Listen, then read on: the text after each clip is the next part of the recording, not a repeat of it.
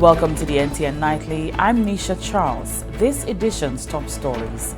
The Government of Saint Lucia continues to bring tax relief to citizens.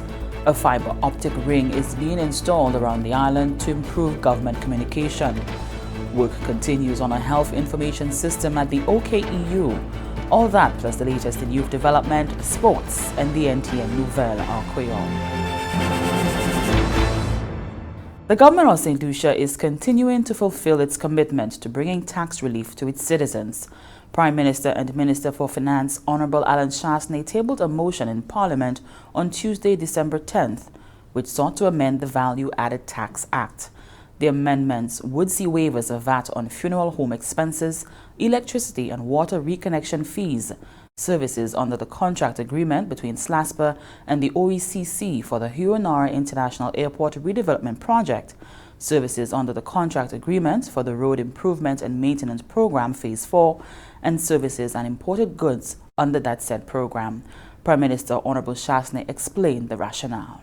VAT payable by the clients to funeral homes usually range from $100 to $2,000 per funeral package. Our government believes that the waiver of VAT on funeral home expenses will be passed on to the customers, and this will provide much needed relief to the families of the deceased as they make preparations for the burial of their dead and loved ones at a very difficult time. At present, the supply of electricity and water and sewage are zero rated in Saint Lucia, whilst reconnection fees are VAT payable. This government recognizes that households usually allow their water and electricity service to become disconnected when they are facing significant hardship and are unable to meet all of their monthly expenses. As such, this government has made the decision to waive the VAT on water and electricity reconnections in an effort to provide further relief to the people of Saint Lucia. Meantime, Honorable Ezekiel Joseph updated the House on critical projects being undertaken by his ministry. More from Anicia Antoine. The Minister for Agriculture, Fisheries, Physical Planning, Natural Resources and Cooperatives, Honorable Ezekiel Joseph, gave an update on some of the projects currently being undertaken by his ministry. Minister Joseph noted that Vinci Construction Limited has been contracted for the Viewfort Water Supply Redevelopment Project being funded by the Caribbean Development Bank.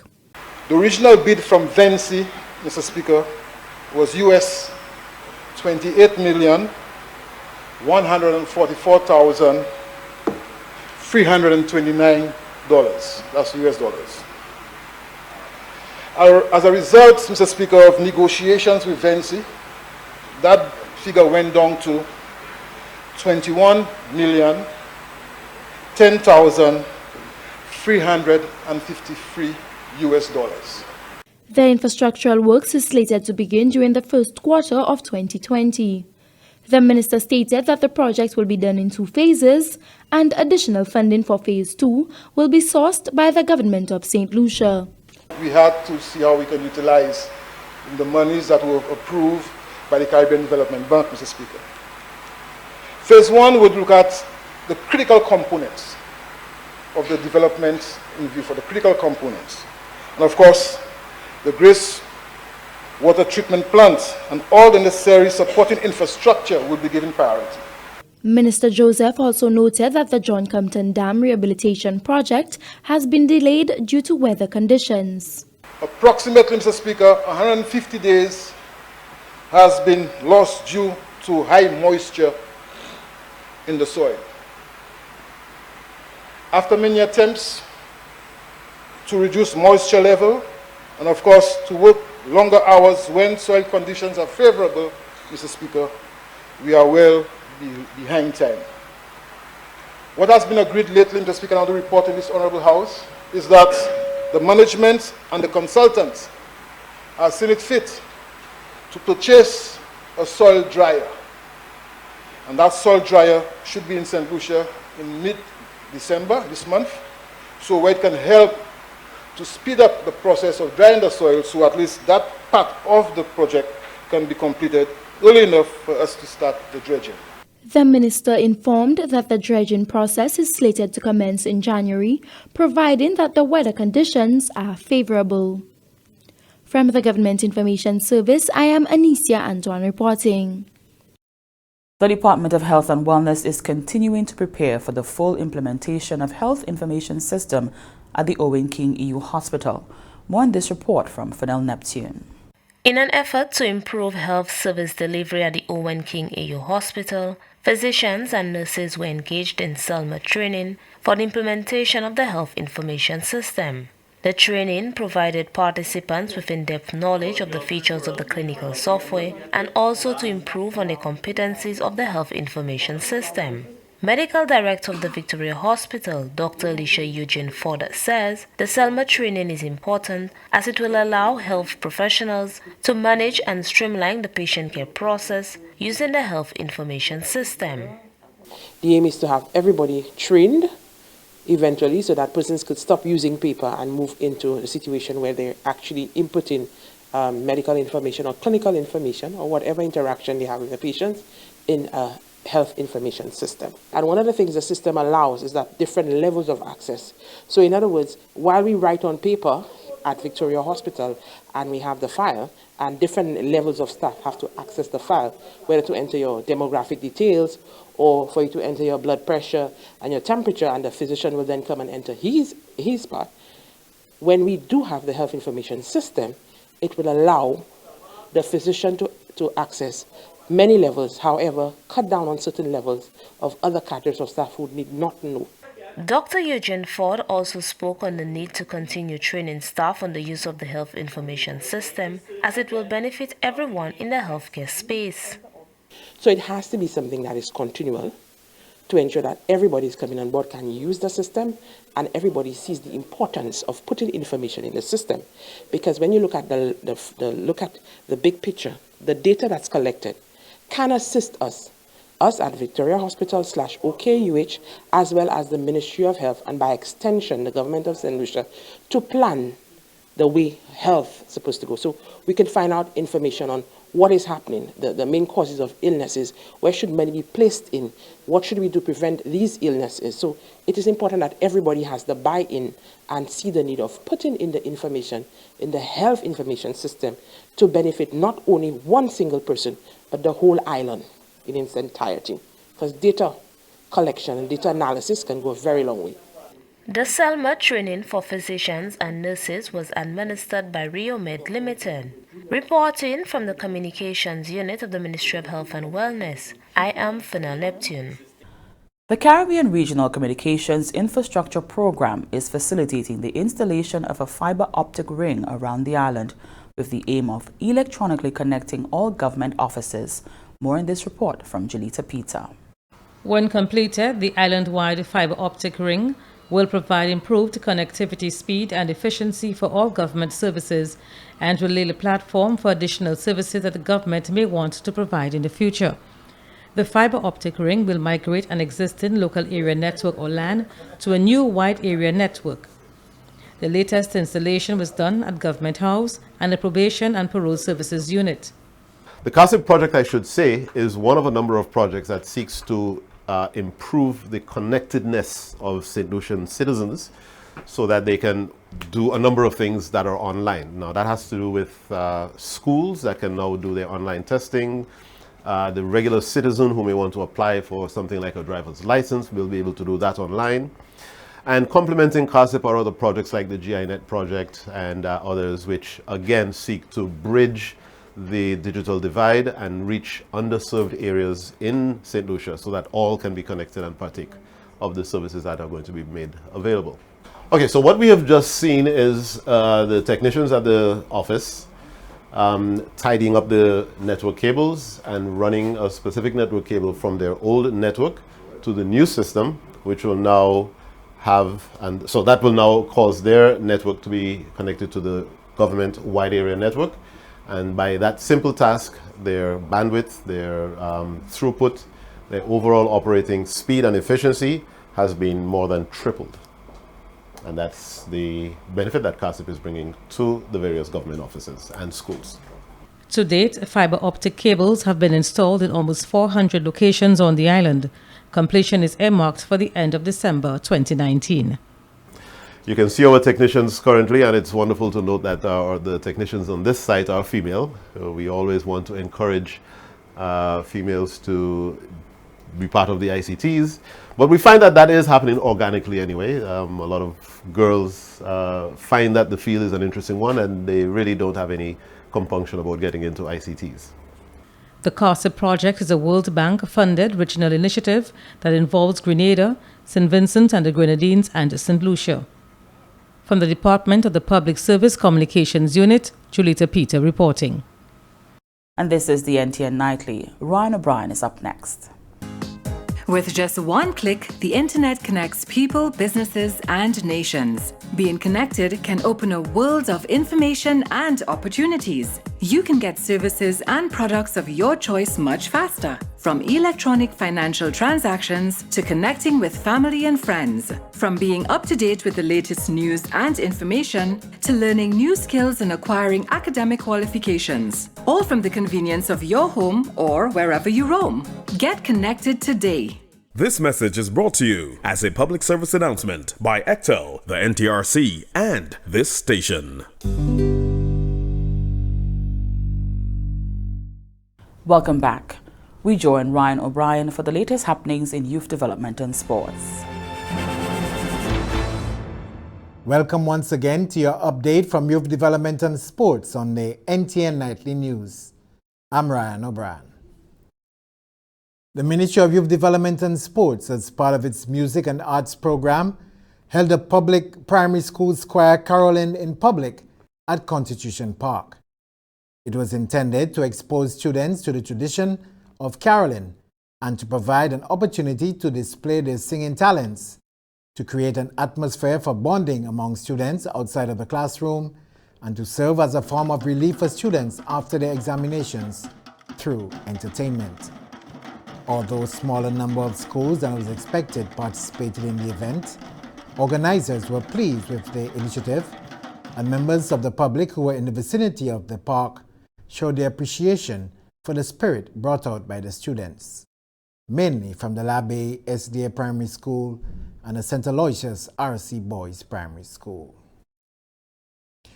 VFO Comprehensive defeated Castries Comprehensive 5-4 on penalties after a 2-all deadlock at regulation time to emerge winners of the school's Under-19 football finals on Wednesday. Nahum Etienne opened for Castries Comprehensive in the 39th minute, giving them a 1-0 lead at half-time.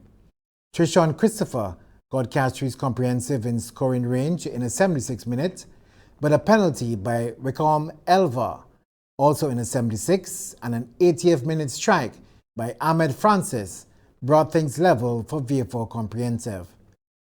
Miku Secondary defeated Trezel Secondary 2-0 to secure their third Under-15 title in a row. A first half goal by Sean Joseph in the 19th and Obafemi Poyot in the 49th sealed the victory.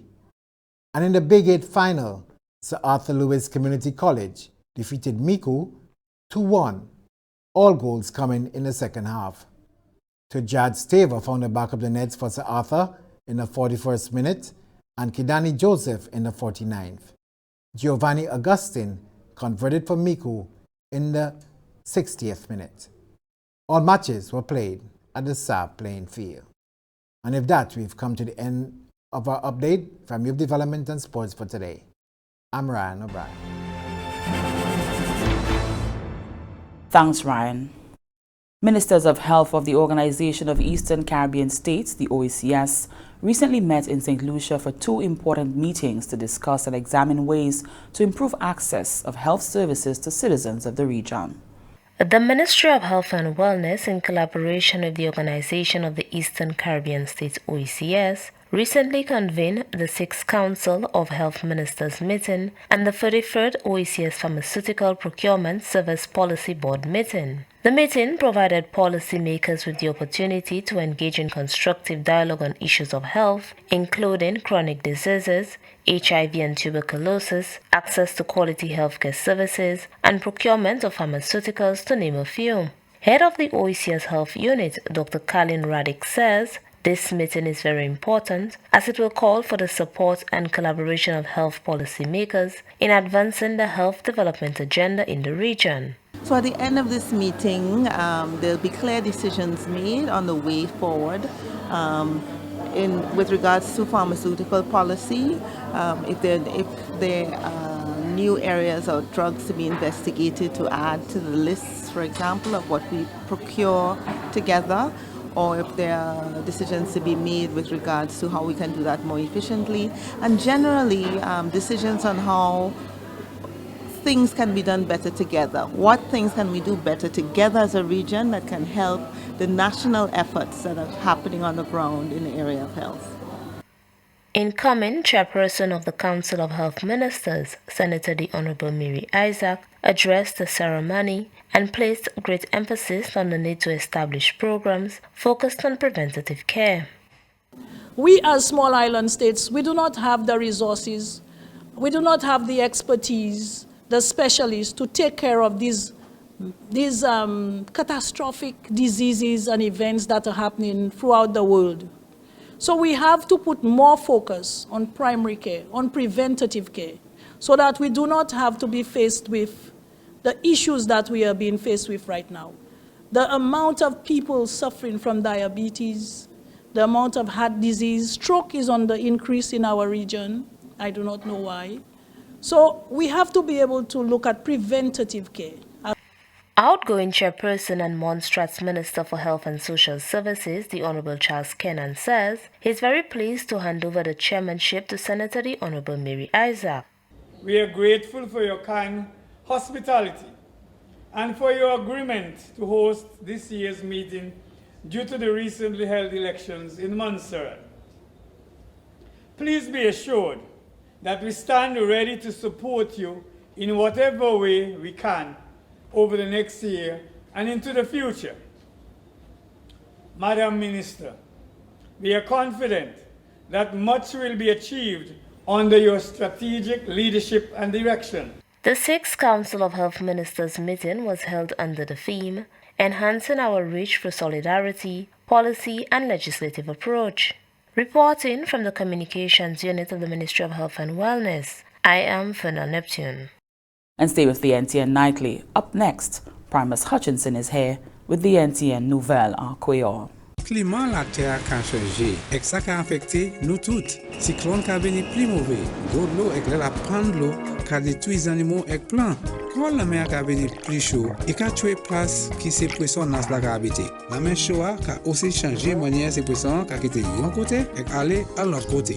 Cette liste a contribué un petit gaz en l'espace. Quand un petit pays, nous avons essayé de faire tout ça nous a fait pour assurer que nous baisser à la quantité de gaz nous a servi pour empêcher la terre à venir plus chaud.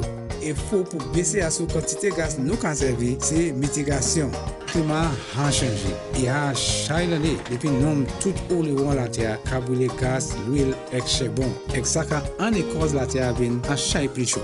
Ça nous ne pouvons faire tout même, c'est pour adapter. Fait tout ça nous a fait pour préparer et répondre pour ces conséquences négatives à la cause du changement climatique. Nous tous, ça fait quelque chose. Par exemple, nous ne pouvons assurer qui nous protecter tout ça nous a planté. Servir fumier qui est naturel. Bâtir caille nous pour abattre dommages en temps cyclone et gros de l'eau. Construire canal pour de l'eau courir bien comme il faut. Et assurer qui canal là pas désordre. Faire tout ça qui est possible pour vivre en temps de changement climatique. Trouver plus d'informations à ce plan d'adaptation national gouvernement et des démarches ou même ça prend pour protéger le corps et tout l'autre satellitien. Welcome back. We join Primus Hutchinson for the NTN Nouvelle en Créole. Monsieur, Madame, département qui a une responsabilité pour formation en gouvernement Saint Lucia, GIS, ensemble avec télévision nationale pays NTN, composé de Nouvelle en Créole. Présentant Primus Hutchinson. Gouvernement a pris une décision pour tuer force taxe VAT à sur les citoyens pays à dans 2 ou 3 services qui ont porté autant de soulagement. Durant la session, quand le Parlement m'a dit, les membres du Parlement ont approuvé une motion pour tuer taxe VAT à ce service lettrement qui la famille qui a la peine tenue pour payer, et aussi tuer taxe VAT à ce paiement qui n'est pas fait après Wasco déconnage service de l'eau et aussi, de la même façon, pour service courant de l'eau select. Gouvernement aussi a un bon soulagement pour ce service qui a fait un programme pour éprouver le projet chimie celle-ci. Ça c'est phase 4 qui commence le 31 mois de mai et qui a le 12 mois de novembre l'année 2021. En contribution pour présentation en CAI Concite, Premier ministre Honorable Alain Chasney fait même Parlement comprendre un résultat soulagement qui a bail pour réduire à sous force taxe VAT. L'année moins monde qui pas qu'à travailler à présent et plus monde qui a dépensé à présent qu'avant par conséquence des réductions taxe VAT. Le Premier ministre Chasney déclare que ça ne veut pas dire que le gouvernement a accompli complètement ça y a voulu, mais le gouvernement a fait et que c'est des gouvernements pour continuer en direction ça là. Le Premier ministre Chasney dit que nous avons un plan en place pour le développement grand aéroport Hiwanora en Vieux-Fort, éprouvement en opération Vasco, projet de développement toute chimie en cette ci, bâtiment Côte Garde 9 pour police PIA, l'hôpital 9 pour Saint-Jude, avant l'autre projet. Honorable Chasney déclare qu'en résultat de projet ça là, cette ci a experiencé une augmentation économique qui peut payer pas jamais déjà en temps avant. Mais, le Premier ministre Chasney avoue qu'il y a un lot qui reste pour faire pour y accomplir toujours. En parlant de ça, le représentatif pour façade Est Castries et le ministre des Affaires et Développement économique, honorable Guy Joseph, promet qu'à partir de ce soulagement, le gouvernement a placé pour tuer taxe VAT à ce service qu'on a posé à ce client pour vivre qu'on achète service l'eau. Il déclare qu'il y a un plus gros effort ni pour fait pour assurer que tout gens pays à trouver service de l'eau. Selon honorable Joseph, peuple pays a pas supposé qu'à vivre service de l'eau la rivière parce qu'il n'a pas à payer pour service Wasco. Honorable Joseph dit qu'à ce temps qu'à présent, les gens qui ont trouvé toutes sortes de qualités de mauvaises maladies, il faut le gouvernement pour tirer façon pour peuple pays pas souffrir et puis service de l'eau en pièces façon. Ministre Joseph Baye assurance là que le gouvernement qui continue pour procurer soulagement à ce VAT qu'on tant qu'à venir, qu'on y a déjà commettre et ni espoir qui en ce temps qui a venir, c'est le sien qui a espéré grand bénéfice pas seulement pour service de l'eau, courant, l'éternement, mais à ce plusieurs projets que le gouvernement a jamais mis en place et aussi ça qui a commencé. Représentatif à Caille Parlement pour Babono et le ministre la qui a responsabilité pour assurer Wasco en présentation à Caille Concite mardi déclaré que parole qu'a dit que il a trouvé l'argent déjà available pour conduire le projet pour développer le système de Wasco, ça c'est de Wasco en Vieux-Fort. Honorable Joseph avoue que malgré la tenue de l'argent en place pour voir, mais il pas assez pour conduire ce travail ça là. Selon honorable Ezekiel Joseph, le projet a matché en pile nécessité pour être en place. Principalement, consultant et aussi plan de travail ingénieur pas available. So là nous entrons, M. Speaker, et puis nous portons ingénieur entrer, nous portons consultancy entrer, nous avons vu que l'argent a quitté la Coyote, pas assez. So because of that, Mr. Speaker, nous devons développer une manière pour joindre addition l'argent pour nous faire projet ça. Ministre Joseph dit que pour résoudre cela, le gouvernement a approché la Banque de développement Cariblas, ça c'est CDB, pour trouver plus d'assistance finance pour finir le projet de l'eau en Vieux-Fort. Mr. Speaker, je voulais dire que le projet ça va continuer et puis le projet ça va commencer en l'année 2020 pour que nous, comme gouvernement, a développé et puis qu'on arrangé la situation en Vieux-Fort pour improve water situation in Vieux-Fort. Monsieur, mesdames, à ce côté, nous avons trois nouvelles là. Je vous remercie autant pour te regarder. Je vous avoir une invitation. Je n'ai plus moi encore se dire, conservez la vie. Et nous présente l'autre nouvelle en créole. Après ça, je vais présenter Michel. Merci, Opil Primus. And here's a look at what's happening to us weather-wise. Partly cloudy and breezy, occasionally becoming cloudy with some scattered showers and a chance of isolated thunderstorms. An Atlantic high-pressure system will continue to generate moderate to brisk easterly winds across our region during the next few days. Low-level moisture and instability, together with an upper-level jet stream, will cause occasional cloudiness, showers, and possibly isolated thunderstorms across the region during the next 24 hours. The tides for Castries Harbour was high at 2:44 p.m. and low at 9:33 p.m. The tides for Vieux-Fort Bay was high at 3:51 p.m. and will be low at 11 p.m. The seas, locally rough with waves and swells 6 to 9 feet or 1.8 to 2.7 meters. Small craft operators and sea bathers are advised to exercise caution due to brisk winds and rough seas. The sun will rise Thursday at 6:18 a.m. And that brings us to the end of the NTN Nightly. Join us next time at 7 p.m. with a repeat at 7 a.m. You can also catch up with us anytime on the St. Lucia Government Facebook page or YouTube channel. I'm Nisha Charles.